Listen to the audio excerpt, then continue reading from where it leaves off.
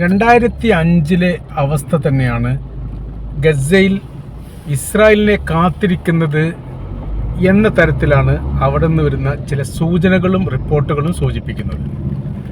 2005 ഗത്യന്തരമില്ലാതെ ഇന്തിഫാദ വന്നപ്പോൾ ഓടി രക്ഷപ്പെടുകയായിരുന്നു ജൂതന്മാർ ഗസയിൽ നിന്ന്. കുറേ കരാർ വ്യവസ്ഥയുമായി ബന്ധപ്പെട്ട കാര്യത്തെക്കുറിച്ചൊക്കെ അവർ അതിനോടനുബന്ധിച്ച് പറയുകയും ചെയ്തിട്ടുണ്ട്. പക്ഷേ ഒന്നും നടപ്പിലാക്കാൻ വേണ്ടി സാധിക്കുകയില്ല. കാര്യം അവർ പറയുന്ന കാര്യം ഇതാണ്: 7000-ഓളം സെറ്റിൽമെൻറ്റുകൾ ആ കാലത്ത് ഗസയിലുണ്ടായിരുന്നു. അവർക്ക് സംരക്ഷണം നൽകുക എന്നുള്ളതും സുരക്ഷിതത്വം നൽകുക എന്നുള്ളതും അവരുടെ തൊഴിൽ സംബന്ധമായിരിക്കുന്ന കാര്യത്തിനൊക്കെ തീർപ്പുണ്ടാക്കുക എന്നുള്ളതെല്ലാം വലിയ ബാധ്യതയായി മാറിയിരിക്കുന്നു. രണ്ടാം ഇന്തിഫാദയുടെ വിഷയം എന്ന് പറഞ്ഞാൽ അതിശക്തമായിരിക്കുന്ന മുന്നേറ്റങ്ങൾ ഫലസ്തീൻ്റെ ഭാഗത്തുനിന്ന് ഉണ്ടായി എന്നുള്ളതാണ് അതിൻ്റെ ഏറ്റവും വലിയ വിഷയമായിട്ട് പറയുന്നത്. അങ്ങനെ ഉണ്ടായപ്പോൾ അതിനെ ഒറ്റയടിക്ക് പ്രതിരോധിക്കാൻ വേണ്ടിയിട്ട് സാധിക്കാതെ പോയി. അത് പിന്നെ സാരമായിരിക്കുന്ന വിഷയമായിട്ട് ഉണ്ടാവുകയും ചെയ്തു.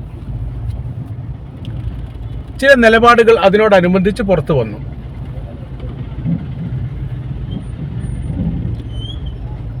ആ നിലപാട് പറയുന്ന സമയത്ത് അത് നമുക്ക് ഇങ്ങനെ പറയാൻ വേണ്ടി പറ്റും: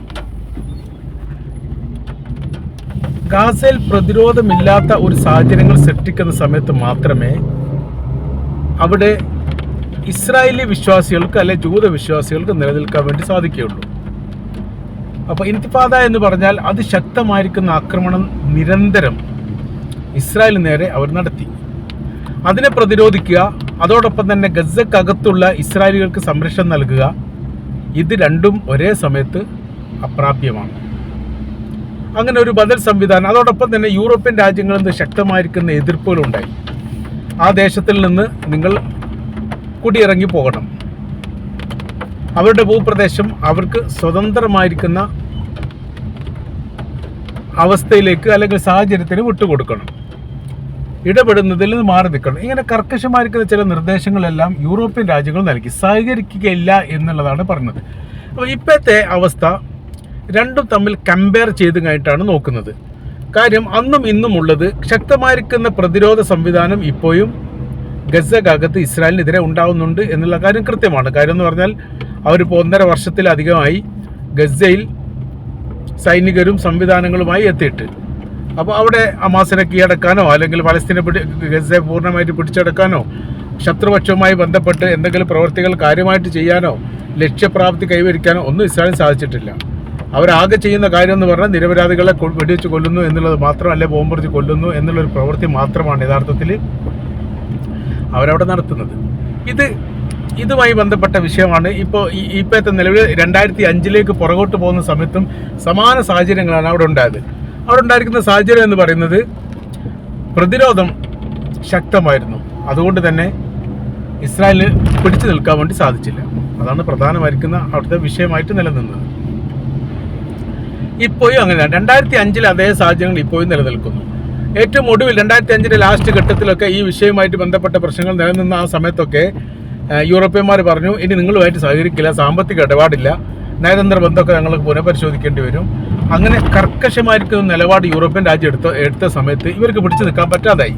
യഥാർത്ഥത്തിൽ അമേരിക്കയുടെ യൂറോപ്പിൻ്റെ സഹായത്തോടു കൂടിയാണ് ഇസ്രായേൽ എന്ന് പറയുന്ന രാജ്യം നിലനിൽക്കുന്നത്.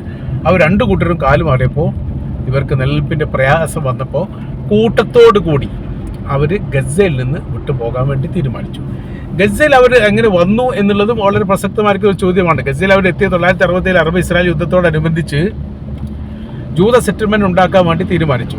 വലിയ ശല്യങ്ങളൊന്നും ഗസയുടെ ഭാഗത്തു നിന്ന് ഉണ്ടാവാതിരിക്കാൻ വേണ്ടി അവിടെ സെറ്റിൽമെൻറ്റ് സ്ഥാപിക്കാം. അതായിരുന്നു അവരുടെ പ്രധാനമായിരിക്കുന്ന അജണ്ടയും ഉദ്ദേശ ലക്ഷ്യവും. അപ്പോൾ അതിനു വേണ്ടിയിട്ട് സാമ്പത്തികമായി പിന്നോക്കം നിൽക്കുന്ന ജൂതന്മാരെ അവർ സംഘടിപ്പിച്ചു. അവർ പറഞ്ഞു, നിങ്ങൾക്ക് സ്വന്തമായിട്ട് ഗസയിൽ വീടുണ്ടാക്കി തരും, നിങ്ങൾക്ക് കൃഷി ചെയ്യാൻ വേണ്ടി കൃഷി ഭൂമി തരും, സാമ്പത്തിക സഹായം നൽകും, അതിനപ്പുറമായി നിങ്ങൾക്ക് സുരക്ഷിതത്വം നൽകും. സുരക്ഷിതത്വം എന്ന് പറഞ്ഞാൽ ഇസ്രായേലിലെ സൈനികരുമായിട്ട് എപ്പോഴും ഒരു കണക്റ്റ് ഉണ്ടാവും. അതോടൊപ്പം തന്നെ അവർക്ക് വേണമെങ്കിൽ ആയുധം ഉപയോഗിക്കാനുള്ള ലൈസൻസ് കൊടുക്കും. അപ്പോൾ പിന്നെ അത് മതില്ല. ആയുധം എന്ന് ഉദ്ദേശിക്കുന്ന തോക്കാണ്. ഏതെങ്കിലും വീട്ടിൽ അക്രമ കാര്യങ്ങളൊക്കെ ഉണ്ടാവുകയാണെങ്കിൽ എന്ത് ചെയ്യാം, വെടിവെച്ച് കൊല്ലാനുള്ള സ്വാതന്ത്ര്യം അധികാരം കൊടുത്തു. ഇവിടെ ഗസയെ സംബന്ധിച്ചിടത്തോളം അവർ 2005 പിന്മാറിയിട്ടുണ്ടെങ്കിൽ പോലും ആ സമയത്ത് പോലും അവർ ബാക്കി വെച്ചിരിക്കുന്ന കാര്യം അവിടുത്തെ ആകാശത്തിൻ്റെയും ഭൂമിയുടെയും കടലുമായി ബന്ധപ്പെട്ട, അതായത് മെഡിറ്ററേനിയൻ കടലുമായിട്ട് ബന്ധപ്പെട്ട എല്ലാത്തിൻ്റെയും അധികാരം വിട്ടുകൊടുത്തിട്ടില്ല. ഭൂപ്രദേശത്ത് നിന്ന് ഒഴിഞ്ഞു മാറിയെന്ന് മാത്രം. അപ്പോൾ ഈ സർവ്വ മേഖലയിലും, അതായത് നിയമപരമായിരിക്കുന്ന കാര്യങ്ങളൊക്കെ, അതായത് ഈ ഗസക്കാർക്ക് ഔദ്യോഗികപരമായ രീതിയിൽ ഒരു രാജ്യത്തിൻ്റെ പരിവേഷമൊന്നും ഇല്ല, ഇസ്രായേലിൻ്റെ കാഴ്ചപ്പാടിലില്ല. ഏതെങ്കിലും ഒരു രാജ്യം ഗവൺമെൻറ് ഔദ്യോഗികപരമായ രീതിയിൽ അവർക്ക് ആയുധം കൊടുക്കുന്നില്ല, എല്ലാം ബ്ലാക്കാണ്. അപ്പോൾ അങ്ങനത്തെ ഒരു വിഷയമുണ്ട്. നേരിട്ടുള്ള ഒരു ഇടപാടുകളൊന്നും ഒരു രാജ്യവും തമ്മിലുള്ളതുപോലെ ഗസയുമായിട്ട് മറ്റു ലോക രാജ്യത്തിന് ഉണ്ടാവില്ല. കാരണം എന്ന് പറഞ്ഞാൽ ഇത് രാജ്യമായിട്ട് ഇസ്രായേൽ അംഗീകരിച്ചിട്ടില്ല. ഇസ്രായേലിൻ്റെ സൈനികരും അതുമായി ബന്ധപ്പെട്ട സംവിധാന കാര്യങ്ങളെല്ലാമാണ് ഗസയിൽ ഉള്ളത് എന്നതുകൊണ്ട് അവർക്കങ്ങനെ മറ്റു രാജ്യം സഹായം നൽകുകയില്ല എന്നുള്ള ഉറപ്പാണ്. അതിൻ്റെ പ്രയാസം, ബുദ്ധിമുട്ട് അവർ എല്ലാ കാലത്തും അനുഭവിച്ചിട്ടുണ്ട്. അത് മറ്റൊരു വശം. ഇപ്പോഴത്തെ അവസ്ഥ എന്ന് പറഞ്ഞാൽ, അന്ന് യൂറോപ്യന്മാർ ഇസ്രായേലിനെതിരെ സംസാരിച്ച് തുടങ്ങി. ഇന്നും യൂറോപ്യന്മാരായി സംസാരിക്കുന്നുണ്ട്. അന്ന് പ്രതിരോധ സംവിധാനം ഏറ്റവും ഒടുവിൽ വല്ലാത്ത രീതിയിൽ തകർന്നു പോയി. ഇന്നും പ്രതിരോധ രംഗം തകരുന്നുണ്ട്.